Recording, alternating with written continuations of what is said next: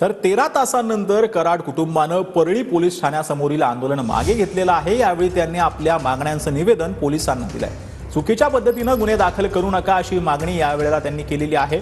13 तासांपासून परळी पोलीस ठाण्यासमोर कराड कुटुंब आंदोलन करत होतं। वाल्मिक कराडची आई पारुबाई कराड आणि पत्नी मंजिरी कराड यांनी परळी पोलीस ठाण्यासमोर ठिय्या देत आंदोलन केलं।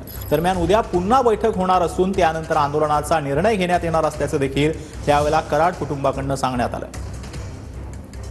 काय सांगाल, आपण सकाळपासून उपोषणाला बसला होता, काय मागणी होती आपल्या?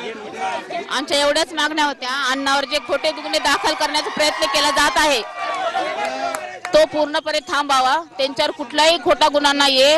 त्यांना जे 302 मध्ये अडकवण्याचा प्रयत्न करतात ते 302 मध्ये नाहीयेत आणि ते 302 मध्ये जर त्यांना उद्या जर अडकवण्याचा प्रयत्न केला, कोण करताय नेमके?